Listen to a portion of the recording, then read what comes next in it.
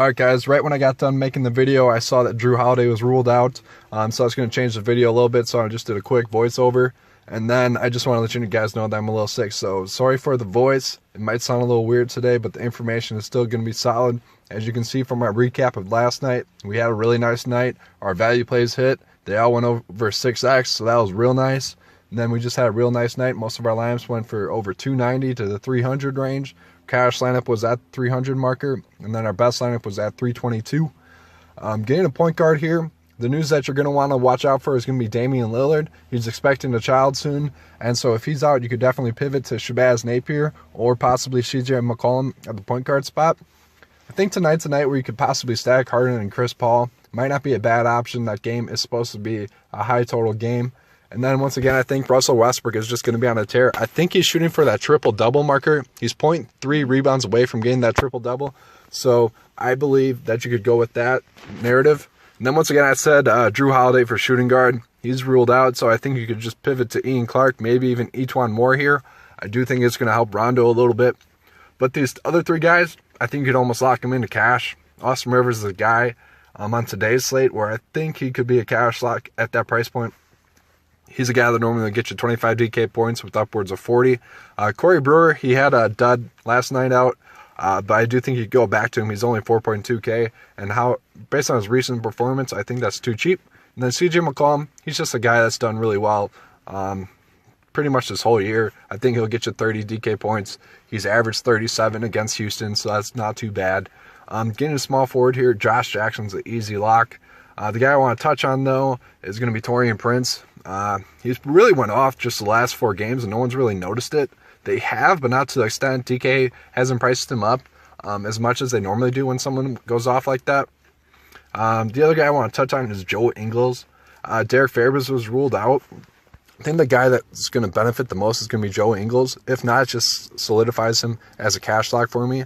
And then Andrew Wiggins. It's hard to figure out this guy, what you're going to get from him on a night-to-night basis. But I do think tonight is going to be a good night for him. I think he'll get you 30 DK points, so that will not be too bad. But I like Josh Jackson and Joe Ingles the most in that price range. And then I think Taurean Prince and Andrew Wiggins are going to be more tournament options. Getting a power forward here, this is where it kind of gets tricky. Tatum, he's definitely got some real cash appeal for me. He's a little bit too cheap, and he's had over 30 DK points each of the last 5 out of 6 games, so that's really not too bad. Aaron Gordon's a guy that's going to be tricky. It's hard to know what you're going to get from him coming back from that concussion, but the last time he came back from injury, he did pretty well, so I do like him for a tournament option. And then I wish Harrison Barnes was a little bit cheaper. He's a little bit priced up for me to be a cash consideration, but you could definitely consider him to be a tournament option today. But getting a center here, this is going to be the difference in the slate, I think.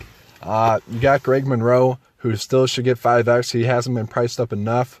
Rudy Gobert, I think I'm going to be locking him into my cash lineups, and I'm going to have high exposure to him in tournaments. He's had over 40 DK points each of the last 4 games, and then he's went over 40 5 out of 6 times. And then I want to get into Dedmon here. I think it's just going to be a good spot for him. I believe that he'll get you 6x tonight, and on today's slate, that's really not too bad.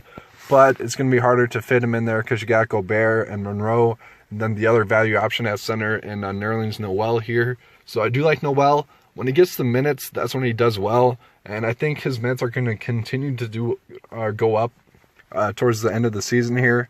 So I do like him. It's just going to be whether he gets the minutes or not. It's hard to lock him into cash because of that. So he's going to be more of a tournament option. And then Ian Clark, I just touched on. I think he'll get a lot more ownership today now that Jrue Holiday's out, so you could probably go with him. Then Finney Smith, he's going to be a 3.2K option for you, right down there if you need him. And then Diallo and Royce O'Neal. Diallo's another guy like Noel, where when he gets the minutes, you could definitely target him. And I think Royce O'Neal is going to benefit from Derek Favors being ruled out. Jonas Jerebko starting, but I think I will go with Royce O'Neal to benefit the most other than Joe Ingles.